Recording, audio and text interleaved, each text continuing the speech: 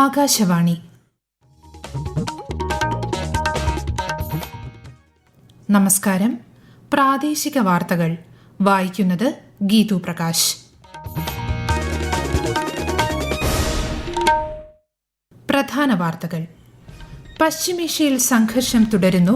സമാധാനത്തിന് ആഹ്വാനം ചെയ്ത് UN secretary general Antonio Guterres. പാചകവാതകത്തിന്റെയും പെട്രോളിയം ഉൽപ്പന്നങ്ങളുടെയും പൂഴ്ത്തിവയ്പ്പിനെതിരെ നടപടി സ്വീകരിക്കാൻ സംസ്ഥാനങ്ങളോടും കേന്ദ്രഭരണ പ്രദേശങ്ങളോടും നിർദ്ദേശിച്ച് കേന്ദ്ര സർക്കാർ. സംസ്ഥാനത്ത് നിയമസഭാ തെരഞ്ഞെടുപ്പ് പ്രചാരണം ഊർജിതമാക്കി മുന്നണികൾ. കേന്ദ്ര നേതാക്കളും താരപ്രചാരകരും പ്രചാരണ രംഗത്ത് സജീവം. പ്രധാനമന്ത്രി നരേന്ദ്രമോദി നാളെ കേരളത്തിൽ. യേശുക്രിസ്തുവിന്റെ ത്യാഗത്തിന്റെ ഓർമ്മ പുതുക്കി ഇന്ന് ദുഃഖവെള്ളി. സംസ്ഥാനത്തെ വിവിധ ദേവാലയങ്ങളിൽ പ്രത്യേക പ്രാർത്ഥനകളോടെ വിശ്വാസികൾ കുരിശിന്റെ വഴി ആചരിക്കുന്നു. കേരളത്തിൽ നാളെ വരെ ഇടിമിന്നലോടുകൂടിയുള്ള മഴയ്ക്ക് സാധ്യതയെന്ന് കേന്ദ്ര കാലാവസ്ഥാ വകുപ്പ്. IPL-ൽ ഇന്ന് ചെന്നൈ സൂപ്പർ കിങ്സ് പഞ്ചാബ് കിങ്സിനെ നേരിടും. വാർത്തകൾ വിശദമായി. പശ്ചിമേഷ്യൻ സംഘർഷത്തിന്റെ പശ്ചാത്തലത്തിൽ ഇന്നലെ UK വിദേശകാര്യ സെക്രട്ടറിയുടെ അധ്യക്ഷതയിൽ യോഗം ചേർന്നു. വിദേശകാര്യ സെക്രട്ടറി വിക്രം മിസ്രി ഇന്ത്യയെ പ്രതിനിധീകരിച്ച് യോഗത്തിൽ പങ്കെടുത്തു. പശ്ചിമേഷ്യൻ പ്രതിസന്ധിയുടെ സാഹചര്യത്തിൽ UN secretary general Antonio Guterres സമാധാനത്തിന് ആഹ്വാനം ചെയ്തു. UAE-യെ ലക്ഷ്യമിട്ട് പുതിയ വ്യോമാക്രമണ പരമ്പരയ്ക്ക് ഇന്നലെ ഇറാൻ തുടക്കമിട്ടു. 19 ബാലിസ്റ്റിക് മിസൈലുകളും 26 ഡ്രോണുകളും തടഞ്ഞതായി UAE പ്രതിരോധ മന്ത്രാലയം അറിയിച്ചു.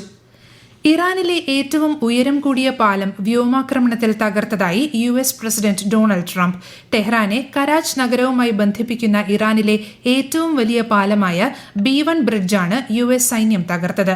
ആക്രമണത്തിൽ 8 പേർ കൊല്ലപ്പെട്ടു. 95ഓളം പേർക്ക് പരിക്കേറ്റു.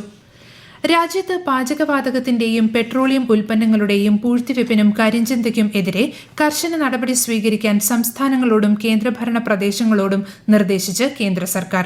ഇതിന്റെ അടിസ്ഥാനത്തിൽ കേന്ദ്ര പെട്രോളിയം പ്രകൃതിവാതക മന്ത്രാലയം സെക്രട്ടറി നീരജ് മിത്തൽ എല്ലാ സംസ്ഥാനങ്ങൾക്കും കേന്ദ്രഭരണ പ്രദേശങ്ങൾക്കും കത്തെഴുതി.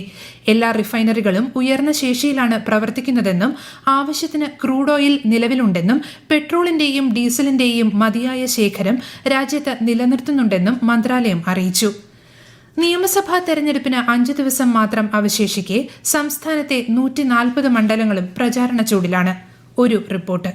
കേന്ദ്രമന്ത്രിയും മുതിർന്ന BJP നേതാവുമായ JP നഡ്ഡ തിരുവനന്തപുരത്തെ NDA സ്ഥാനാർത്ഥികളുടെ പ്രചാരണ പരിപാടികളിൽ പങ്കെടുക്കുന്നു. BJP സ്ഥാനാർത്ഥിക്കായി അരുവിക്കരയിലും കൊട്ടാരക്കരയിലും നടക്കുന്ന റോഡ് ഷോയിൽ കേന്ദ്രമന്ത്രി സ്മൃതി ഇറാനിയും ഇന്ന് ഭാഗമാകും. കൊല്ലം മണ്ഡലത്തിലെയും കുണ്ടറ മണ്ഡലത്തിലെയും NDA സ്ഥാനാർത്ഥിയുടെ പ്രചാരണത്തിനായി കേന്ദ്രമന്ത്രി കിരൺ റിജിജുവും ഇന്ന് കൊല്ലത്തെത്തും. മുഖ്യമന്ത്രി പിണറായി വിജയൻ ഇന്ന് കണ്ണൂർ ജില്ലയിലെ വിവിധ സ്ഥലങ്ങളിലെ തെരഞ്ഞെടുപ്പ് പ്രചാരണ പരിപാടിയിൽ പങ്കെടുക്കും. വാമനപുരം മണ്ഡലത്തിലെ LDF പ്രചാരണ പരിപാടികളിൽ CPM സംസ്ഥാന സെക്രട്ടറി MV ഗോവിന്ദൻ പങ്കെടുക്കും. തിരുവനന്തപുരത്ത് LDF സ്ഥാനാർത്ഥികളുടെ പ്രചാരണ പരിപാടികളിൽ CPI സംസ്ഥാന സെക്രട്ടറി ബിനോയ് വിശ്വം ഭാഗമാകും. കോൺഗ്രസ് പ്രവർത്തക സമിതി അംഗം ദീപേന്ദർ സിംഗ് ഹൂഡ തിരുവനന്തപുരത്ത് UDF പ്രചാരണ പരിപാടികളിൽ പങ്കെടുക്കുന്നുണ്ട്. മുതിർന്ന കോൺഗ്രസ് നേതാവും കർണാടക ഉപമുഖ്യമന്ത്രിയുമായ DK ശിവകുമാർ വട്ടിയൂർക്കാവിലെ UDF പ്രചാരണ പരിപാടിക്കായി തിരുവനന്തപുരത്തെത്തും. News desk Akashvani.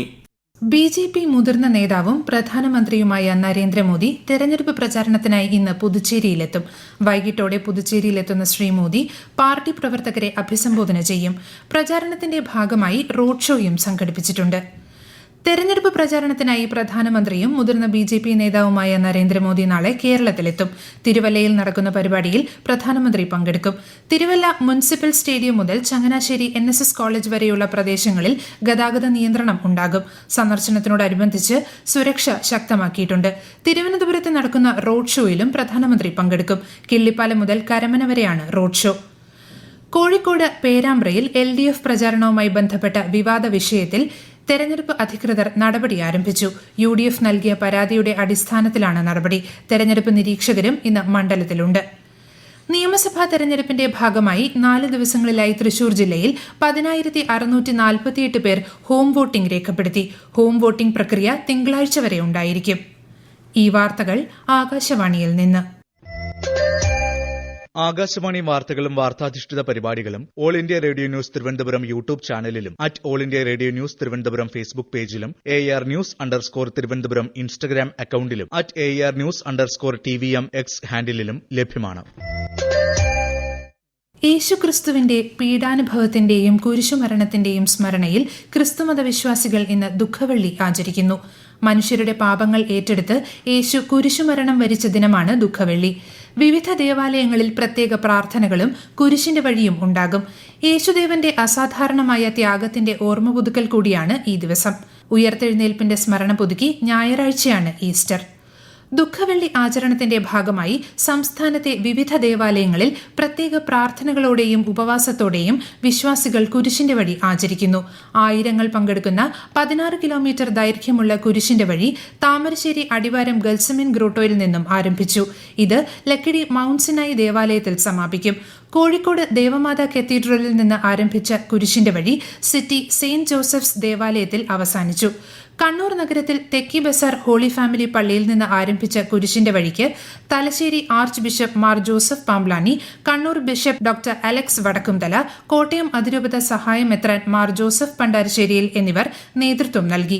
ഇടുക്കി രൂപതയുടെ കുരിശുമല തീർത്ഥാടന കേന്ദ്രമായ എഴുകുംവയൽ കുരിശുമലയിൽ പുലർച്ചെ മുതൽ നൂറുകണക്കിന് വിശ്വാസികൾ മലകയറി.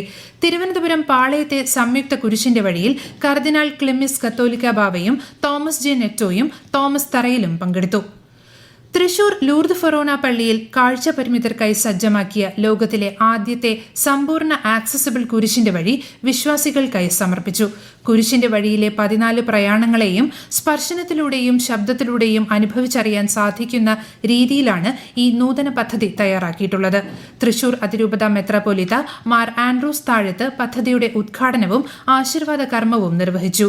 ജ്യോതി എഞ്ചിനീയറിംഗ് കോളേജിലെ സാമ്യത സോഷ്യൽ ഇൻക്ലൂഷൻ ലാബും പുനർജീവ ടെക്നോളജി സൊല്യൂഷൻസ് എന്ന സ്റ്റാർട്ടപ്പും ചേർന്നാണ് ഇത് യാഥാർത്ഥ്യമാക്കിയത്.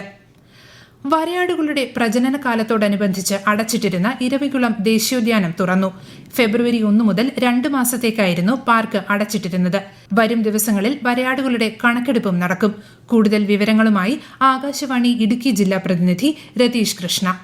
വരയാടുകളുടെ പ്രജനനകാലവുമായി ബന്ധപ്പെട്ട് 2 മാസങ്ങൾക്ക് മുമ്പ് അടച്ച ഇരവികുളം ദേശീയോദ്യാനം വീണ്ടും സന്ദർശകർക്കായി തുറന്നു. കഴിഞ്ഞ ദിവസം മുതൽ ഉദ്യാനത്തിൽ സന്ദർശകരെ പ്രവേശിപ്പിച്ചു തുടങ്ങി. രാവിലെ 8 മണി മുതൽ വൈകിട്ട് 4 വരെയാണ് സന്ദർശകർക്കുള്ള പ്രവേശന സമയം. പുതുതായി പിറക്കുന്ന കുഞ്ഞുങ്ങളുടെ സുരക്ഷ ഉറപ്പുവരുത്തുന്നതോടൊപ്പം വരയാടുകളുടെ പ്രജനനം സുഗമമായി നടക്കുന്നതിനുമായിട്ടാണ് എല്ലാ വർഷവും ഈ കാലയളവിൽ പാർക്ക് അടച്ചിടുന്നത്. വരും ദിവസങ്ങളിൽ വരയാടുകളുടെ കണക്കെടുപ്പ് നടക്കും. കണക്കെടുപ്പ് പൂർത്തിയാകുന്ന മുറയ്ക്ക് മാത്രമേ പുതിയതായി പിറന്ന വരയാടി കുഞ്ഞുങ്ങളുടെ എണ്ണം സംബന്ധിച്ച കൃത്യമായ വിവരങ്ങൾ ലഭിക്കുകയുള്ളൂ. കേരളം, തമിഴ്നാട്, പുതുച്ചേരി എന്നിവിടങ്ങളിൽ നാളെ വരെ ഇടിമിന്നലോട് കൂടിയുള്ള മഴയ്ക്ക് സാധ്യതയെന്ന് കേന്ദ്ര കാലാവസ്ഥാ വകുപ്പ്.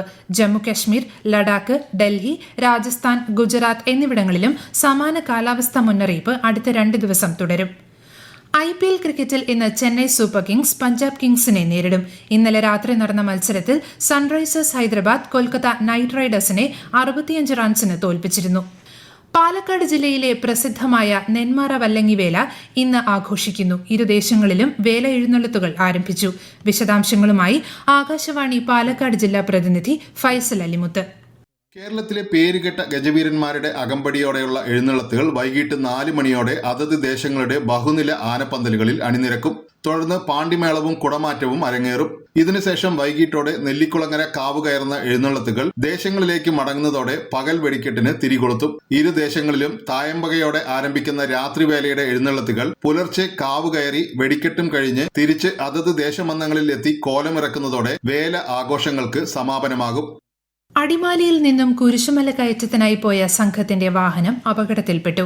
കോയിക്കക്കുടി സിറ്റി ചിന്നപ്പാറക്കുടി റോഡിൽ നിയന്ത്രണം വിട്ട ജീപ്പ് പിറകോട്ടുരുണ്ട് മറിഞ്ഞായിരുന്നു അപകടം. പരിക്കേറ്റവരെ അടിമാലിയിലെ വിവിധ ആശുപത്രികളിൽ പ്രവേശിപ്പിച്ചു. ആരുടെയും പരിക്ക് ഗുരുതരമല്ല. പ്രധാന വാർത്തകൾ വീണ്ടും. പശ്ചിമേഷ്യയിൽ സംഘർഷം തുടരുന്നു. സമാധാനത്തിന് ആഹ്വാനം ചെയ്ത് UN secretary general Antonio Guterres. പാചകവാതകത്തിന്റെയും പെട്രോളിയം ഉൽപ്പന്നങ്ങളുടെയും പൂഴ്ത്തിവെപ്പിനെതിരെ നടപടി സ്വീകരിക്കാൻ സംസ്ഥാനങ്ങളോടും കേന്ദ്രഭരണ പ്രദേശങ്ങളോടും നിർദ്ദേശിച്ച് കേന്ദ്ര സർക്കാർ. സംസ്ഥാനത്ത് നിയമസഭാ തെരഞ്ഞെടുപ്പ് പ്രചാരണം ഊർജിതമാക്കി മുന്നണികൾ. കേന്ദ്ര നേതാക്കളും താരപ്രചാരകരും പ്രചാരണ രംഗത്ത് സജീവം. പ്രധാനമന്ത്രി നരേന്ദ്രമോദി നാളെ കേരളത്തിൽ. യേശുക്രിസ്തുവിന്റെ ത്യാഗത്തിന്റെ ഓർമ്മ പുതുക്കി ഇന്ന് ദുഃഖവെള്ളി. സംസ്ഥാനത്തെ വിവിധ ദേവാലയങ്ങളിൽ പ്രത്യേക പ്രാർത്ഥനകളോടെ വിശ്വാസികൾ കുരിശിന്റെ വഴി ആചരിക്കുന്നു. കേരളത്തിൽ നാളെ വരെ ഇടിമിന്നലോടുകൂടിയുള്ള മഴയ്ക്ക് സാധ്യതയെന്ന് കേന്ദ്ര കാലാവസ്ഥാ വകുപ്പ്. IPLൽ ഇന്ന് ചെന്നൈ സൂപ്പർ കിങ്സ് പഞ്ചാബ് കിങ്സിനെ നേരിടും. പ്രാദേശിക വാർത്തകൾ കഴിഞ്ഞു. അടുത്ത വാർത്താ പ്രക്ഷേപണം 12:50.